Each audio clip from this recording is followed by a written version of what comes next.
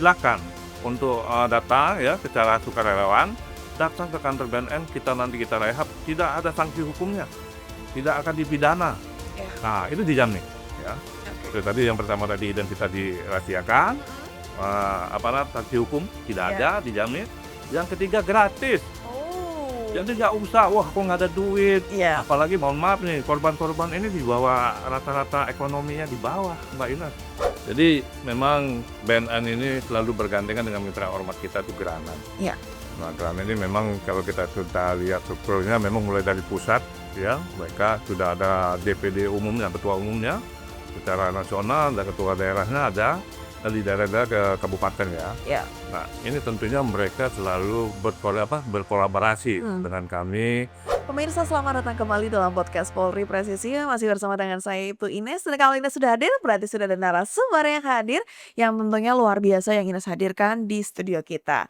Nah, kalau kita berbicara sebuah wilayah, ada desanya, ada kabupaten atau kotanya dan provinsinya. Dan kali ini Ines akan membahas bahwa secara makro ini ada sebanyak 904 desa di Provinsi Lampung yang ternyata rawan untuk adanya peredaran narkoba. Sebab Provinsi Lampung ini tidak hanya menjadi jalur perlintasan untuk peredaran narkoba saja, tetapi memang bandar narkoba juga menyasar untuk anak-anak muda dan juga pelajar yang ada di Lampung, tentunya untuk menjadi pecandu narkoba, termasuk bahkan masuk ke desa-desa. Namun dalam skala mikro, BNN Kabupaten Lampung Selatan mampu mencapai prestasi signifikan dalam pemberantasan narkoba. Nah, prestasi gemilang ini mencakup upaya untuk pencegahan, pemberantasan, penyalahgunaan, dan juga peredaran gelap narkoba atau biasa disingkat dengan P4GN sepanjang tahun 2024 lalu. Nah, Kepala Badan Narkotika Nasional Kabupaten Lampung Selatan AKBP Rahmat Hidayat MM ini mengungkapkan bahwa berbagai program yang dicanangkan ini ternyata berhasil untuk menjangkau hampir seluruh wilayah di Kabupaten Lampung Selatan. Kira-kira seperti apa kisahnya dalam upaya mensosialisasikan dan juga mengedukasi masyarakat dan juga pelajar yang ada di sana? Saat ini kita sudah bersama dengan Kepala BNN Kabupaten Lampung Selatan AKBP Rahmat Hidayat. Bapak, Selamat sore. selamat sore. Bapak, apa kabarnya? Baik. Jadi kita punya slogan nih, Apa tuh? salam sehat tanpa narkoba. Salam sehat tanpa narkoba. Baik. Jangan sampai lupa tuh, karena memang penting banget sehat dan tanpa narkoba. Gitu ya. Hidup sehat tanpa narkoba. Pak, tadi kita berbicara tentang Provinsi Lampung, khususnya di daerah Bapak yaitu Lampung Selatan. Salah satu capaian signifikan adalah dengan peningkatan jumlah peserta yang mengikuti layanan tim asesmen terpadu atau TAT Iya. pada tahun 2024 yang mencapai 87 orang. Meningkat drastis jika dibandingkan dengan tahun sebelumnya yang hanya 18 orang. Bisa diceritakan Pak tentang hal ini? Baik ya, Mbak Ines, Ya. bagaimana tugas kita di BNN ya, Ya.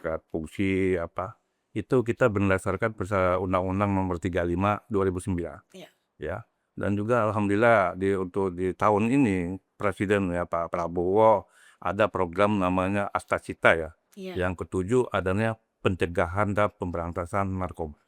Dan ini tentunya dasar kami ya untuk tugas fungsi kami sebagai P4GN itu adalah pencegahan, pemberantasan, dan penyalahgunaan peredaran gelap narkoba dan perampasan narkotika. Iya. Nah, bagaimana tugas kami adalah untuk mengedukasi kepada masyarakat ya, supaya narkoba ini sudah darurat ya. Darurat sekali di Indonesia, bukan di Lampung saja. Ya. Kita bicara secara nasional. Nah, untuk kita ketahui secara nasional di hasil daripada penelitian BRIN dan Badan Statistik itu penduduk Indonesia dari 280 juta jiwa itu sudah terpapar 3,3 juta jiwa. Kalau dipresentasikan 1,73%. Nah, inilah artinya yang kami hadapi dari BNN untuk melaksanakan pencegahan minimal kalau untuk memberantas itu mungkin kita ya sangat tipis ya kalau memberantas. Karena para pelaku-pelaku ini berupaya dengan modus-modus ya. Gimana caranya? Bagaimana caranya mencari korban-korban baru kan. Nah, ini yang kita perlu mengedukasi daripada tugas daripada BNN. Nah, di mana di BNN ini ada beberapa deputi, kalau kita di bawahnya ada namanya fungsi-fungsi seperti rehab, Iya. ya. Ada fungsi tim asesmen terpadu, Mhm. ada namanya P2M. P2M itu pencegahan dan pemberdayaan masyarakat. Oke. Serta yang terakhir itu adanya pembuatan SKPTN, ya surat keterangan hasil penelitian bebas narkoba. Mhm. Nah, ini tugas kita.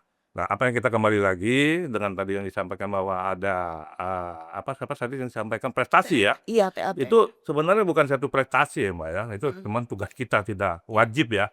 Sudah wajib kita dengan hasil adanya BNN berada di Indonesia ini yang berdasarkan Undang-Undang Nomor 35 2009, kita memang harus berperan aktif.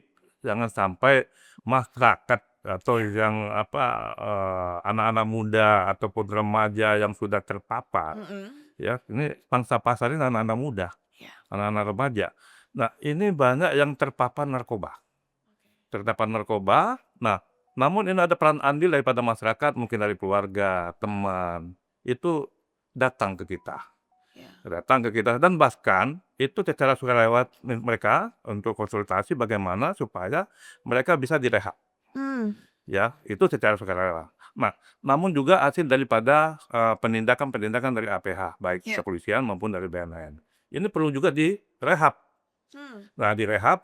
Nah, dari hasil itu yang kita kumpulir, mulai dari sukarelawan, dari intervensi dari aparat, itulah hasilnya dari 2023 itu awalnya cuma hanya 18 orang. Iya, betul. Nah, jadi kenapa? Kenapa 18 orang? Karena kita belum pernah memberikan edukasi, sosialisasi masalah Undang-Undang Nomor 35 2009. Apa sih dalamnya? Kan ada wajib untuk rehab. Iya. Nah, juga kenapa menekankan adanya peningkatan dari 87, pasti masyarakat sudah peduli, sudah andil. Betul. Artinya mereka sudah mengetahui Sadar bahwa juga. kalau kita tidak rehab, Mhm.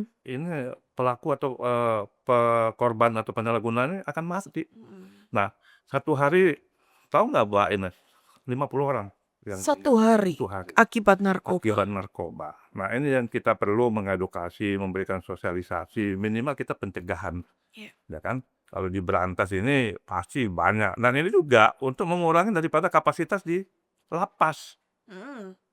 Hampir 80% itu saya malah razia di lapas di Bandar Lampung. Iya. Itu tahanan daripada narkoba.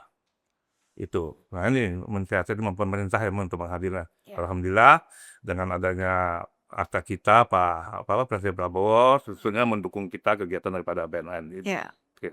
Baik, Pak. Selain itu juga ada program katanya Desa Bersih Narkoba Ya, atau Bersinar yang juga menunjukkan perkembangan positif. Bisa digambarkan Pak seperti apa, Pak? jadi gini ya, kalau Desa Bersinar itu memang diprogramkan setiap tahun dari pemerintah atau negara itu melalui BNN, Oke. Lenong sektornya, Lenong sektor. Mhm. Nah, di mana Desa Bersinar ini hasil daripada evaluasi bahwa di situ sudah ada kerawanan narkoba. Oke. Jadi desa itu perlu akan kita sentuh. Mhm. Kita sentuh dengan lakukan pencegahan.